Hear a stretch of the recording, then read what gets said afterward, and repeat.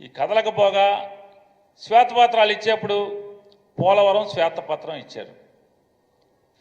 ఇప్పుడు అనుకుని ఏం చెప్పాడు, సార్ పోలవరం మీరు అప్పటికే 72% కట్టేసా అని చెప్తున్నారు కదా, మిగతా 28% ఎప్పుడు పూర్తి చేస్తారండి? మీరే మొత్తం మీరు కట్టారుగా ఇప్పుడు దాకా 72% అంటే ఎవడో తెలుసు ఎప్పుడు పూర్తవుద్దో నాకే తెలియదు అంటాడు. 40 ఏళ్ళ ఇండస్ట్రీ, 14 ఏళ్ళ ముఖ్యమంత్రి అని చెప్తారు, 4వసారి ప్రమాణ స్వీకారాన్నేమో డబ్బాలు కొట్టి రాసుకుంటారు. పోలవరం శ్వేతపత్రం ఇచ్చేస్తాకెళ్ళి పోలవరం చూస్తానికి వెళ్తారు. పోలవరం ఎప్పుడు పూర్తవుద్దంటే ఏమో నాకేం తెలుసు అంటాడు. ఇది ఈయన అనుభవం.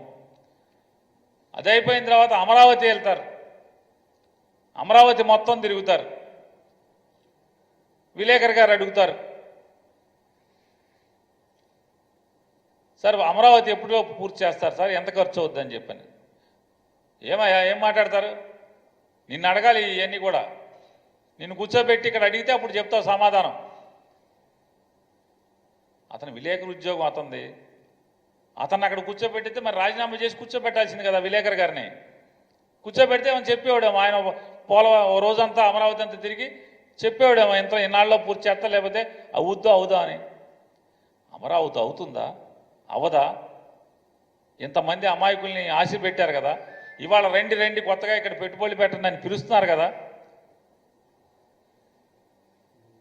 ఇవన్నీ కూడా తూచి కార్యక్రమాలు.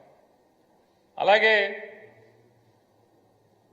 విద్యుత్ శాఖ మీద శ్వేతపత్రం ఇచ్చారు. ఆ శ్వేతపత్రం రోజు కూడా విలేకరులందరూ మిత్రులందరినీ కూడా పిలిచారు. అన్ని జగన్మోహన్ రెడ్డి గారి మీద అసత్యాలు చెప్పారు, లేని అప్పులు చెప్పారు, పాపాలు అప్పులు చేసిందేమో ఆయన చేసేసి.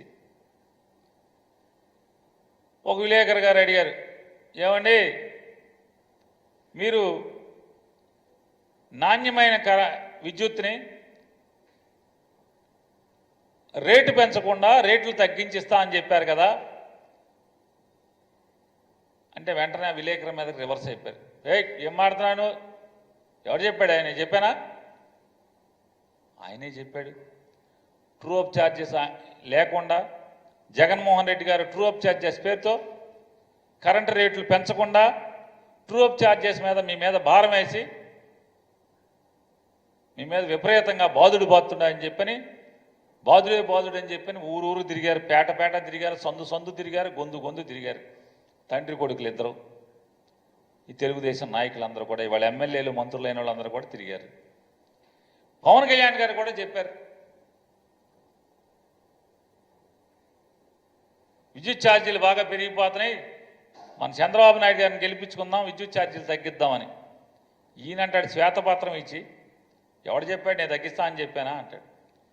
ఆల్రెడీ వీళ్ళు జూన్ 4ని గెలిచారు, 12 తారీఖు దాకానేమో 8 రోజులనేమో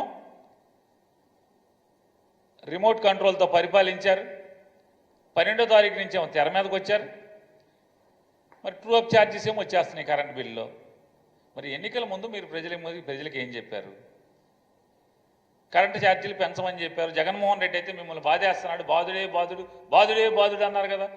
మరి ఆ బాధుడు మరి మీరు బాధుతున్నారు కదా. అంటే జగన్మోహన్ రెడ్డి గారు చేసింది కరెక్ట్ అనే కదా. ఇవాళ పవన్ కళ్యాణ్ గారు రోజుకి 3 రూపాయలు చెత్త ఎత్తినందుకు డబ్బులు కలెక్ట్ చేయండి అని చెప్పారు. చెప్పినట్టుగా ఈనాడు, ఆంధ్రజ్యోతి పేపర్లో చూసాం.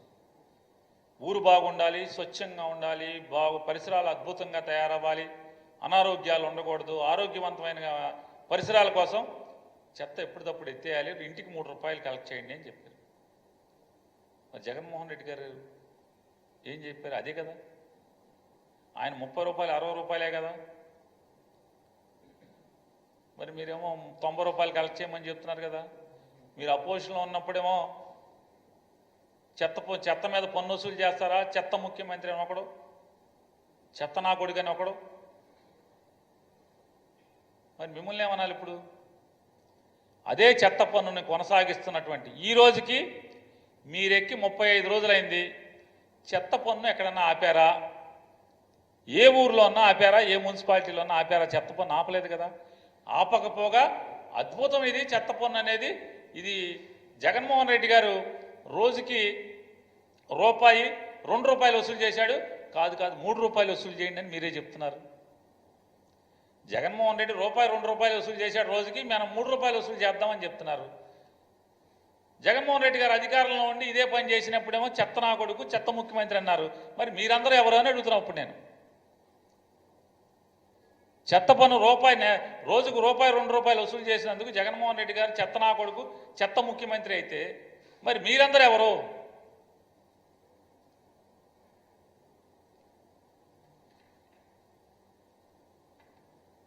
మైన్స్ మీద ఇచ్చారు ఆయన పాపం శ్వేతపత్రం. చంద్రబాబు నాయుడు గారు మైన్స్ మీద శ్వేతపత్రం ఇచ్చేయండి అంటే చంద్రబాబు నాయుడు గారు 5 ఏళ్లలో కంటే కూడా జగన్మోహన్ రెడ్డి గారు 5 ఏళ్లలోనే మైన్స్ మీద ఆంధ్రప్రదేశ్ రాష్ట్రానికి రాబడి గట్టిగా వచ్చింది. రాబడి గట్టిగా వచ్చింది కదా.